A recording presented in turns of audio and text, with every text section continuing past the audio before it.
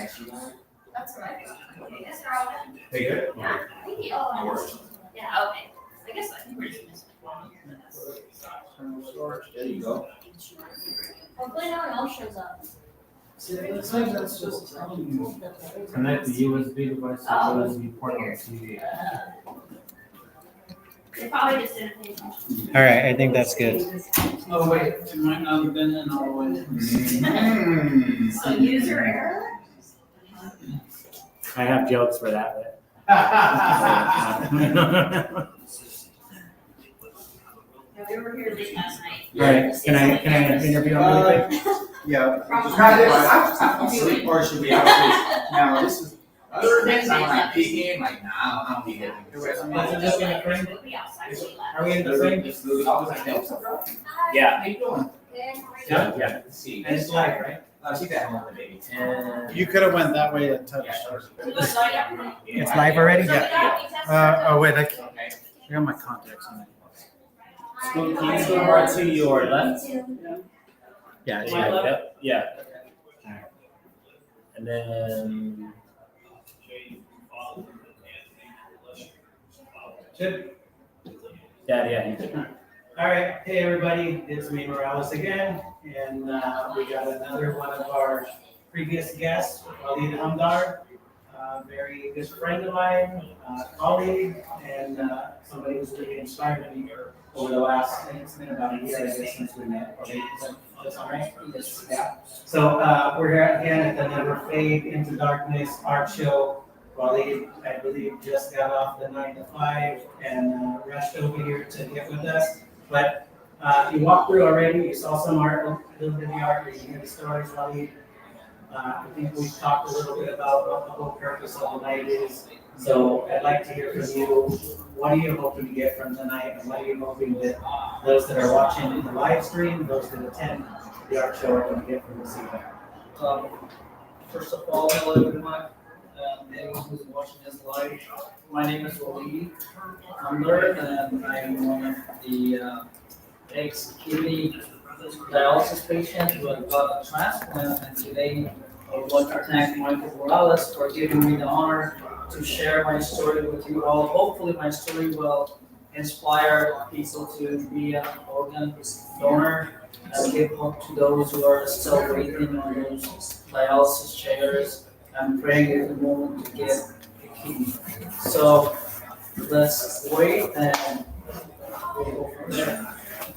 Walid, you mentioned waiting in the dialysis chair, and I can't help but hear some of my friends and including people that I only know through the internet, their words kind of ringing through that that's not the place that everybody's supposed to be taught, you know? And since I met you, I think pretty quick time actually, from my understanding. You didn't get parked for too long in the dialysis chair, but it's long enough to really understand that it's really not a place that you want to be. So you are transplanted. Yes. When did you get a transplant? My brother was a donor. He was one of the, I actually have 4 brothers that all also wanted to be donors, and one of them was the one who matched. It was a perfect match with me, and luckily we matched. And by the way, he was talking about the kidney, about the dialysis. So as we all know, one dialysis session is minimum 3 to 3 hours. But for patients, for me and you right now, it just feels like it's 3 hours. Yeah. But for those who are going to it, I've been through it, every hour feels like 2 or 3 hours. Yeah. So on top of that, especially sometimes they go overweight and they have to, take out a lot of fluid out of them, especially if it goes over 22.5 kilos or 3 kilos. For the entire day, they will feel tired, exhausted. And I can imagine what they're going through. So at this point, I'll just pray, and then I never hope anyone to get in that chair. So the entire goal of this show, this art show, is to spread awareness about how important it is to be a donor, and that's what we were talking about. And awesome. So how important it is to be a donor.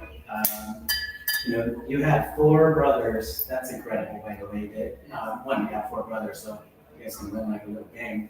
But you 4 brothers that were actually jumping at the chance to be the donor for you. Is that right? They all wanted to be donors, but one of them qualified. One qualified. Yes. So that's one aspect, and you're so lucky that you have those brothers, I right? consider myself one in a million. So what would you say for those that don't have that same support mechanism, as far as brothers, family that are saying, "Hey, let me be the one to donate"? What's the most important thing that you can think of from those that are watching us, but also those that will come tonight, as far as like helping people get donations? Any advice on that? So, first of all, for those patients who are still waiting to get a donor, and they don't have any family support or any friends who wants to donate their kidney to them, my only message to them is to just don't give up, don't give hope, don't lose hope. And God has plans, and I'm sure He has something better for you guys. Ending up into like a dialysis chair is not the end of time. It's not the end of life. Think about those patients, like let's say back in Afghanistan and third world countries like African countries, they don't have this dialysis clinics. Yeah. Imagine those people after kidney failures, it's a dead end for them. They just die. Right. They have, so whenever you feel down, like, oh, I wish I had a donor or something, think of those people, that kind of, it's sad about those people. You should consider yourself one of the luckiest person that you are still getting a second chance. Yeah. As a dialysis patient, you're going through that dialysis, and that's a blessing. Yeah. And on top of that, just don't give up. I have heard from some friends, those who don't have families, they don't have friends to be a donor. They go to churches, they go to a lot of nonprofit organizations, they ask for help.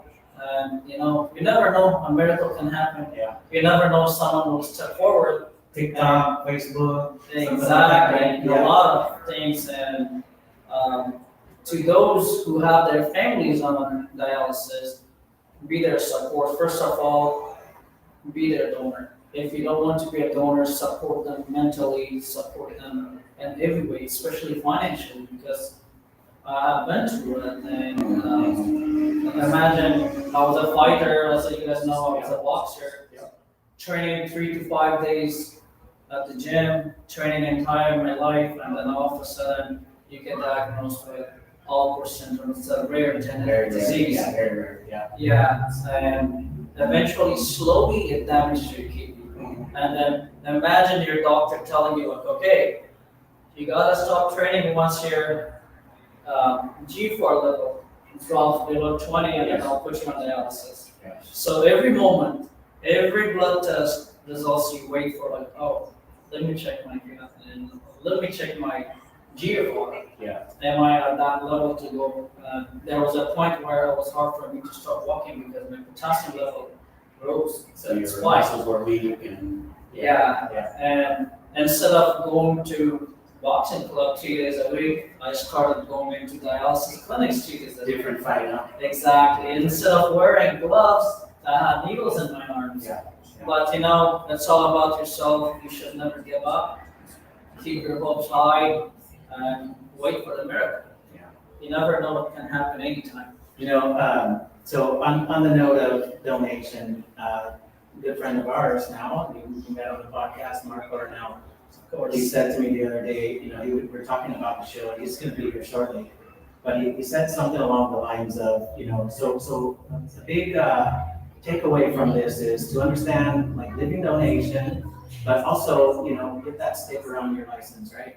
Get that donor designation on your license.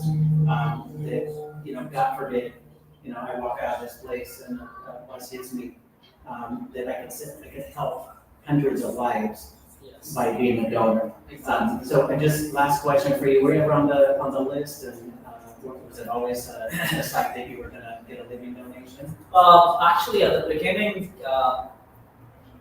from day one, my doctor, we told him we have a live donor, but he still wanted me to get evaluated to be on a wait list because he said, I don't know which one qualifies. So Right. they approved, so they put me Yeah. on the wait list, and then luckily my brother was the one who was healthy, but we had to wait. It was a long process because as you know, I went through chimerism, kidney transplant, which is a new study, so it takes a lot of extra tests. So, yeah,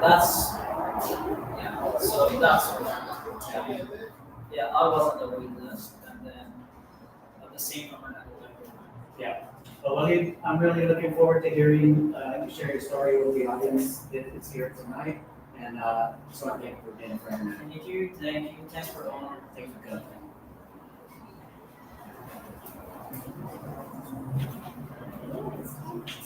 Hi, guys. Hi.